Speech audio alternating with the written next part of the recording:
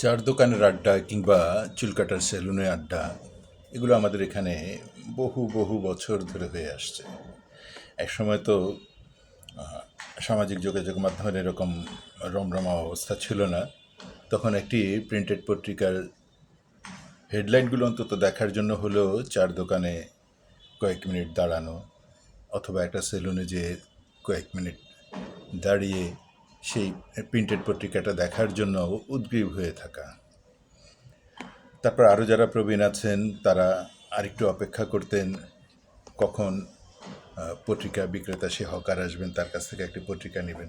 তো এরকমই বিষয়গুলো, একটি পত্রিকার জন্য প্রিন্টেড একটি পত্রিকা হাতে নিয়ে পড়ার জন্য যে কি উদ্গ্রীব ছিল মানুষ। এখন তো সামাজিক যোগাযোগ মাধ্যমে অনলাইন সমস্ত পত্রিকার অনলাইন ভার্সন আছে, তাৎক্ষণিকভাবে জেনে যাওয়া যাচ্ছে যে কোথায় কী ঘটেছে।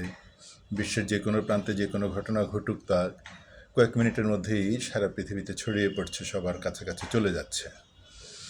তারপরও চার দোকানের আড্ডাটা বা সেলুনের সেই আড্ডাটা চলছে, আছে, এখনও আছে। এখানে যারা আড্ডা দেন তাদের বিশ্বের এমন কোনো বিষয় নেই যেখানে স্থান পায় না, এমন কোনো বিষয় নেই যেটি নিয়ে তারা আলোচনা সমালোচনা করেন। অর্থাৎ সর্ববিষয়ে অভিজ্ঞ ব্যক্তিরা এখানে আলোচনা করেন, সেটা রাজনীতি, সেটা অর্থনীতি, সেটা সমাজনীতি, এমনকি ধর্ম দর্শন, এগুলো সমস্ত কিছুই সেখানে আলোচনার স্থান পায়।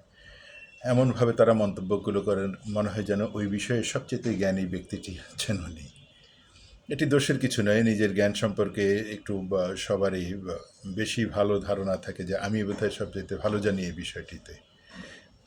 উল্টোটি হয় ভালো ছিল যে আমার চেয়ে উনি ভালো জানে বা ওনারা ভালো জানে, এইভাবে ভাবাটাই বুদ্ধিমানের কাজ ছিল। কিন্তু এটা আমাদের এখানে আমরা এইভাবেই শিখে আসছি, মনে হচ্ছে যেন নিজেরটা নিজেকেই বলতে হয়ে যায়, আমিই ভালো জানি। তো একটি চার দোকানের সামনে আমার প্রয়োজনেই দাঁড়াতে হয়েছে, বেশ অনেকক্ষণ দাঁড়িয়ে থাকতে হয়েছে। এর মধ্যে দেখলাম সেই দোকানে বেশ কিছু ছাত্র, ছাত্র বলছি এই অর্থে তাদের সাথে আমার সরাসরি কথা হয়নি, কিন্তু তাদের বয়স, তাদের হাতের ব্যাগ, ফাইলপত্র, এগুলো দেখে মনে হচ্ছে তারা ছাত্র। তো ছাত্রদের পাশে আমি দাঁড়িয়ে তাদের কথাগুলো শুনছি। তাদের দিকে তাকাচ্ছি না তেমনভাবে, কিন্তু কথাগুলো শুনছি।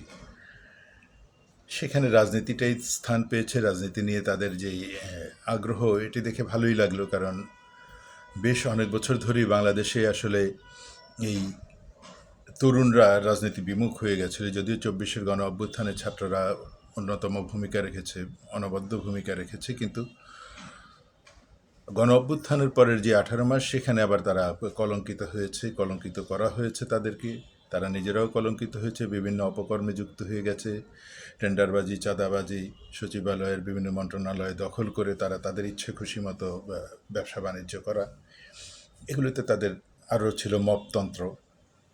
কোনো কিছু হলেই তারা 20-25 জন 50 জন একত্রিত হয়ে সেটাকে বাস্তবায়ন করার জন্য চাপ সৃষ্টি করা, এগুলো হয়েছে। এতে তাদের বদনামও হয়েছে। বহু বছর মানুষ মনে রাখবে যে ছাত্ররা একটি অভ্যুত্থানের পরে কীভাবে চরিত্র স্খলন হয়ে যায়।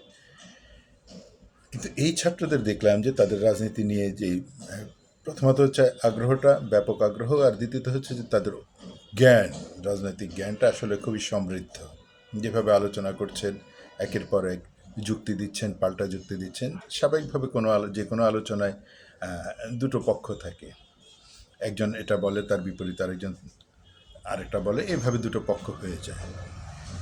এখানেও তার ব্যতিক্রম নেই। এখানেও এরকম দুটো পক্ষ মিলেই কথা বলছে, একজন যুক্তি দিচ্ছে, আরেকজন পাল্টা যুক্তি দিচ্ছে। তো এই যুক্তি পাল্টা যুক্তির মধ্য থেকে আলোচনায় উঠে আসলো এই সম্প্রতি যে আমাদের প্রধানমন্ত্রী প্রথম বিদেশ সফরে গেলেন, তার সরকারের মেয়াদকালের এই 4 মাস পেরিয়ে 5 মাস চলছে, এই সময়ের মধ্যে উনি প্রথম বিদেশ সফরে গেলেন। এর মধ্যে সেই প্রথম রাষ্ট্রটি হলো মালয়েশিয়া, আর দ্বিতীয়টি হলো চীন। তো মালয়েশিয়া চীনে কেন প্রধানমন্ত্রী গেলেন? কেন আমাদের সবচেয়ে নিকট প্রতিবেশী, সর্ববৃহৎ রাষ্ট্র, যার সাথে আমাদের 4000 কিলোমিটারের সীমানার বন্ধন রয়েছে, সেই রাষ্ট্রে কেন যাওয়া হলো না? কেন পাকিস্তানে নয়? কেন আমাদের সবচাইতে ঘনিষ্ঠ মিত্র জাপান কিংবা সৌদি আরবে নয়? এগুলোরই তারা ব্যাখ্যা দিচ্ছেন নিজেরা নিজেদের মতো করে। আমি শুনছি, শুনে মুগ্ধ হচ্ছি। মুগ্ধ হচ্ছি তাদের জ্ঞানের পরিধি দেখে, মুগ্ধ হচ্ছি এদের ব্যাখ্যা বিশ্লেষণ দেখি, যুক্তি দেখি। একে অপরকে আবার যুক্তি খণ্ডন করছেন, সেই যুক্তির যে শব্দ প্রয়োগ, সেখানে অশ্লীলতা নেই, অসভ্যতা নেই, নোংরামি নেই, ভাড়ামি নেই, একেবারেই ভদ্রভাবে শব্দগুলোকে ব্যবহার করে তারা কথা বলছেন। এতে মুগ্ধ হচ্ছি।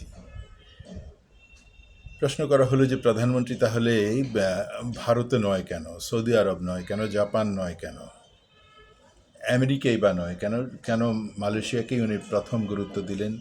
18 ঘন্টা হলেও উনি ওই দেশটাকেই প্রথম গুরুত্ব দিলেন। এর উত্তরে যিনি বলছেন তিনি বলছেন যে আসলে মালয়েশিয়া কেন নয়, সৌদি আরবের সাথে আমাদের নিবিড় সম্পর্ক আছে, আমেরিকার সাথে সারা পৃথিবীর সব দেশেরই সম্পর্ক আছে, কিন্তু মালয়েশিয়া হচ্ছে আমাদের এমন একটি রাষ্ট্র, মধ্যপ্রাচ্যের পরে সবচাইতে বড় আমাদের শ্রমবাজার হচ্ছে মালয়েশিয়া। এই বাজারটি অস্থিতিশীল রয়েছে, এই বাজারে আমাদের শ্রম রপ্তানি হচ্ছে না বহু বছর ধরে। তারপরে আমাদের নিজেদের কিছু ভুল ত্রুটির কারণে, অপরাধের কারণে সেখানে শ্রমিকরা প্রশ্নের সম্মুখীন হয়েছে, তারা কারাভোগ করছেন, শাস্তি ভোগ করছেন। এগুলো থেকে পরিস্থিতিকে স্বাভাবিক করার জন্য প্রধানমন্ত্রীর এই উদ্যোগটি অত্যন্ত গুরুত্বপূর্ণ, কারণ আমাদের এখানে বেকার সমস্যাটা তীব্র। তারপরে মালয়েশিয়া এখন এমন এক উন্নত রাষ্ট্র, সেখানে ছোট পুঁজির আসলে ব্যবসা বাণিজ্য নেই। সেখানে ছোট পুঁজিপতি যারা আছে, ছোট শিল্পপতি যারা আছে, তাদেরকে আমাদের বাংলাদেশে যদি ফ্যাসিলিটিস দেওয়া যায়, তাহলে তারা আমাদের এখানে ব্যবসা বাণিজ্যগুলো নিয়ে আসলে, শিল্প কারখানা এখানে তৈরি করলে আমাদের বেকার সমস্যা দূর হবে, অর্থনীতির সমৃদ্ধি আসবে। সুতরাং এখানে এটি যাওয়া অত্যন্ত গুরুত্বপূর্ণ। তারপরে চায়নাতে যাওয়া হচ্ছে এই জন্য, চায়না পৃথিবীর এমন এক পরাশক্তি, এই পরাশক্তিকে চাইলে আমেরিকাও অস্বীকার করতে পারছে না, পারবে না। আরও বহু বহু বছর চায়না এভাবেই থাকবে, কারণ চায়না অস্ত্রের মাধ্যমে সে পরাশক্তি হয়নি, সে হচ্ছে অর্থনৈতিক পরাশক্তি, তার বুদ্ধির পরাশক্তি, তার টেকনোলজির পরাশক্তি। এই পরাশক্তিকে অস্বীকার করা পৃথিবীর কোনো রাষ্ট্রের পক্ষে সম্ভব নয়। আমাদের পক্ষে তাহলে কেন চায়নাকে অস্বীকার করব আমরা?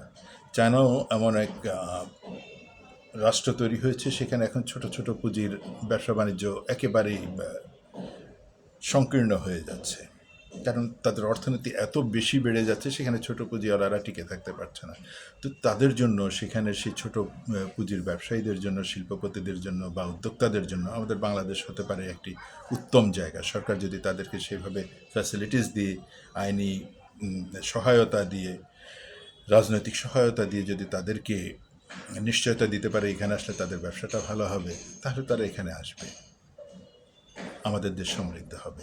ভারতের সাথে আমাদের যেই 4000 কিলোমিটারের সম্পর্ক, এটি ভারতকেই বুঝতে হবে বেশি। ভারত কোনো একটি রাজনৈতিক দলের প্রতি যদি এভাবে তাদের আগ্রহ দেখায়, বাদবাকি রাজনৈতিক দলগুলোকে অস্বীকার করে, তাহলে আমরা গায়ে পড়ে কেন আগেই ভারতের কাছে যাব? ভারতের বোঝা উচিত আমাদের প্রয়োজন আছে কিনা, কারণ কম বেশি বাংলাদেশের সাথে তার 15,000 কোটি টাকার ব্যবসায়িক সম্পর্ক আছে।